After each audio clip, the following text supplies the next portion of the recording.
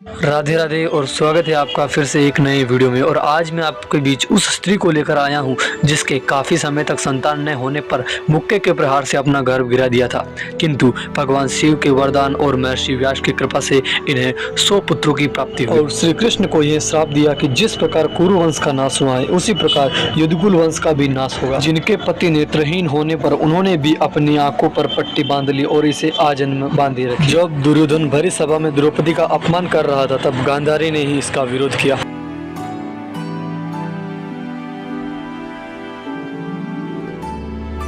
गांधारी गांधार देश के सुबल नामक राजा की कन्या थी। क्योंकि वह गांधार की राजकुमारी थी इसलिए उनका नाम गांधारी पड़ा।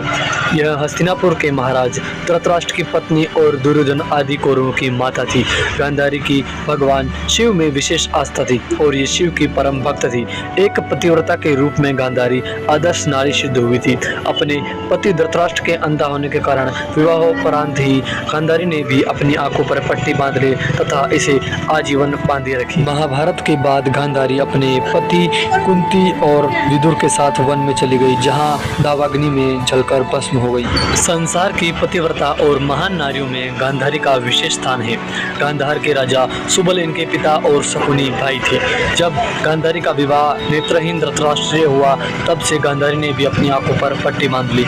इन्होंने सोचा कि जब मेरे पति ही नेत्रहीन हैं तब मुझे संसार को देखने का अधिकार नहीं है। पति के लिए इंद्रिय सुख के त्याग का ऐसा उदाहरण अन्यत्र नहीं मिलता है। किंतु गांधारी का भाई शकुनी इस विवाह से प्रसन्न नहीं था, क्योंकि नेत्रहीन धृतराष्ट्र के साथ गांधारी के विवाह का प्रस्ताव लेकर जब गंगा पुत्र भीष्म सुबल के पास पहुंचे तब शकुनी ने इसे अपने पिता तथा स्वयं का बहुत बड़ा अपमान माना। शकुनी इस बात से बड़ा क्रोधित था कि उसकी बहन के लिए भीष्म एक नेत्रहीन व्यक्ति का प्रस्ताव लेकर आए हैं। शकुनी ने इसी दिन यह प्रण कर लिया कि वह हस्तिनापुर में कभी सुख शांति नहीं रहने देगा। महाभारत युद्ध के लिए जो परिस्थितियां जिम्मेदार थी उनके लिए गांधारी का भाई शकुनी भी एक बहुत बड़ा कारण था। गांधारी भगवान शिव की आराधना से 100 पुत्रों की माता बनने का वरदान पा चुकी थी।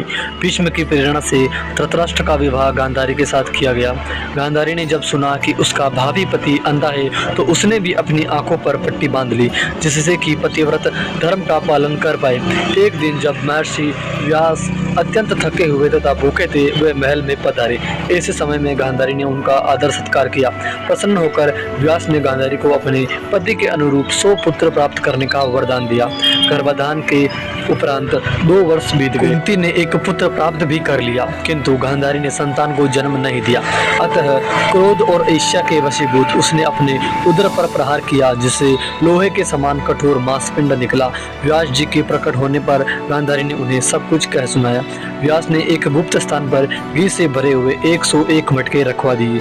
मांसपिंड को शीतल जल से धोने पर उसके 101 खंड हो गए। प्रत्येक एक मटके में 2 वर्ष के लिए रख दिया गया। उसके बाद ढक्कन खोलने पर प्रत्येक मटके से एक बालक प्रकट हुआ। अंतिम मटके से एक कन्या प्राप्त हुई। उनका नाम दुश्शला रखा गया तथा उसका विवाह जयद्रथ से हुआ। पहला मटका खोलने पर जो बालक प्राप्त हुआ उसका नाम दुर्योधन हुआ। उसके जन्म लेते ही बुरी तरह से बोलना प्रारंभ कर दिया। इस समय प्रकृति में कई अपशकुन प्रकट हुए। पंडित ने महाराज धृतराष्ट्र से कहा कि इस बालक का परित्याग कर देने में कौरव वंश की रक्षा हो सकती है, अन्यथा अनर्थ होगा। किंतु मोहवश गांधारी तथा धृतराष्ट्र ने उसका परित्याग नहीं किया। उसी दिन कुंती ने के घर भीम ने जन्म लिया। धृतराष्ट्र की एक वैश्य जाति की सेविका थी, जिससे धृतराष्ट्र को युधिष्ठिर नामक पुत्र की प्राप्ति हुई। गांधारी एक पतिव्रता होने के साथ ही अत्यंत निर्भीक और न्यायप्रिय महिला थी। द्रुत क्रीड़ा में हार जाने पर इनके पुत्रों ने जब भरी सभा में पांडवों की भार्या तथा कुलवधू द्रौपदी के साथ अत्याचार किया तब उन्होंने दुखी होकर उसका खुला विरोध किया। जब इनके पति महाराज धृतराष्ट्र ने दुर्योधन की बातों में आकर पांडवों को दोबारा द्रुत के लिए आमंत्रित किया तब इन्होंने जुए का विरोध करते हुए अपने पति से कहा, स्वामी, दुर्योधन जन्म लेते ही बुरी तरह से रोया था। उसी समय परम ज्ञानी विदुर ने उसका त्याग कर देने की सलाह दी थी। मुझे ऐसा प्रतीत होता है कि यह कुल कलंक कुरुवंश का नाश करके ही छोड़ेगा। आप अपने दोषों ने सबको विपत्ति में मत डालिए। इन ढीठ मूर्खों की हाँ में हाँ मिलाकर इस वंश के नाश का कारण मत बनिए। कुल कलंक दुर्योधन को त्यागना ही श्रेष्ठ करे। मैंने मोहवश उस समय विदुर की बात नहीं मानी, उसी का यह फल है। राज्य लक्ष्मी क्रूर के हाथ में पड़कर उसी का सत्यानाश कर देती है। बिना विचारे काम करना आपके लिए बड़ा दुखदायी सिद्ध होगा। गांधारी की इस सलाह में धर्म, नीति और निष्पक्षता का अनुपम समन्वय है। महाभारत का युद्ध प्रारंभ होने से पहले भगवान श्री कृष्ण संधि के लिए शांति दूत बनकर हस्तिनापुर गए थे। उन्होंने दुर्योधन के समक्ष यह प्रस्ताव रखा कि यदि पांडवों को 5 गांव भी दे दिए जाए तब भी वे युद्ध नहीं करेंगे और संतुष्ट हो जाएंगे। किंतु दुर्योधन ने उनके प्रस्ताव को ठुकरा दिया तथा बिना युद्ध के सुई का नोक के बराबर भी जमीन देना स्वीकार नहीं किया। इसके बाद गांधारी ने उसको समझाते हुए कहा, बेटा मेरी बात ध्यान से सुनो। भगवान श्री कृष्ण, भीष्म, द्रोणाचार्य तथा विदुर जी ने जो बातें तुमसे कही हैं उन्हें स्वीकार करने में ही तुम्हारा हित है। जिस प्रकार उद्दंड घोड़े मार्ग में मूर्ख सारथी को मार डालते हैं, उसी प्रकार यदि इंद्रियों को वश में न रखा जाए तो मनुष्य का सर्वनाश हो जाता है। इंद्रिया जिसके वश में है उसके पास राज्य लक्ष्मी चिरकाल तक सुरक्षित रहती है। भगवान श्री कृष्ण और अर्जुन को कोई नहीं जीत सकता।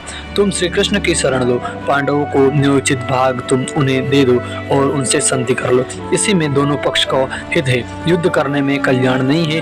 दुष्ट दुर्योधन ने गांधारी के इस उत्तम उपदेश पर ध्यान नहीं दिया, जिसके कारण सभी का कल्याण संभव था। जब महाभारत के युद्ध में सभी कौरव मारे गए, केवल दुर्योधन ही अब जीवित बचा हुआ था।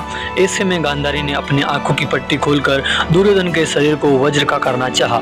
गांधारी ने भगवान शिव से यह वरदान पाया था कि जिस किसी को भी वह अपने नेत्रों की पट्टी खोलकर नग्नावस्था में देखेगी, उसका शरीर वज्र का हो जाएगा।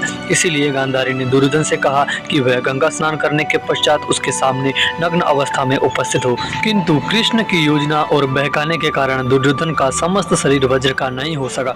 जब दुर्योधन गंगा स्नान के बाद नग्न अवस्था में गांधारी के समक्ष उपस्थित होने के लिए आ रहा था, तभी मार्ग में श्री कृष्ण उसे मिल गए और उन्होंने दुर्योधन को बहका दिया कि इतना बड़ा हो जाने के बाद भी वह गांधारी के समक्ष नग्न होकर जाएगा। श्री कृष्ण ने दुर्योधन से कहा कि क्या तुम्हें लज्जा नहीं आती? इस पर दुर्योधन ने अपनी जंघा पर पत्ते लपेट लिए और गांधारी के समक्ष उपस्थित हो गए। जब गांधारी ने अपने नेत्रों से पट्टी खोलकर उसे देखा तो उसकी दिव्य दृष्टि जंघा पर नहीं पड़ सकी, जिस कारण दुर्योधन की जंघाएं वज्र की नहीं हो सकी।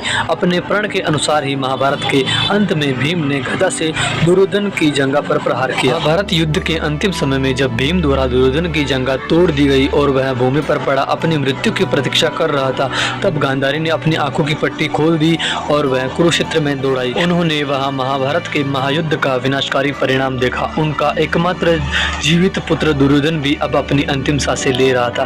पांडव तो किसी प्रकार भगवान श्री कृष्ण की कृपा से गांधारी के क्रोध से बच गए, किंतु भाग्यवश भगवान श्री कृष्ण को उनके श्राप का सिरोधार्य करना पड़ा और यदुवंश का परस्पर कलह के कारण महाविनाश हुआ। महाराज युधिष्ठिर के राज्याभिषेक के बाद देवी गांधारी कुछ समय तक पांडवों के साथ रही और अंत में अपने पति के साथ तपस्या करने के लिए वन में चले गए। उन्होंने अपने पति के साथ अपने शरीर को दावाग्नि में भस्म कर डाला। गांधारी ने इस लोक में पति सेवा करके परलोक में भी पति का सानिध्य प्राप्त किया। वे अपने नश्वर देह को छोड़कर अपने पति के साथ ही कुबेर के लोक में गई।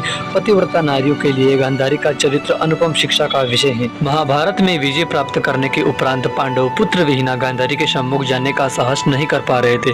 वह उन्हें देखते ही कोई श्राप न दे दे, इस बात का भी भय था। अतः उन लोगों ने श्री कृष्ण को तैयार करके उनके पास भेजा। कृष्ण गांधारी के क्रोध को शमन करने आए। तदुपरांत पांडव धृतराष्ट्र की आज्ञा लेकर गांधारी के दर्शन करने गए। गांधारी उन्हें श्राप देने के लिए उद्यत हुई, किंतु महर्षि व्यास ने उनकी मन स्थिति जानकर उन्हें समझाया कि कौरवों के प्रतिदिन प्रणाम पर वह आशीष देती थी और जहाँ धर्म की जय हुई फिर भी जीतने पर उन्हें इस प्रकार क्रूर नहीं होना चाहिए। गांधारी ने कहा कि भीम ने दुर्योधन के साथ अधर्म युद्ध किया था। उसने नाभि के नीचे गदा से प्रहार किया, जो कि नियम विरुद्ध था। अतः उस संदर्भ में वह उन्हें कैसे क्षमा कर दे।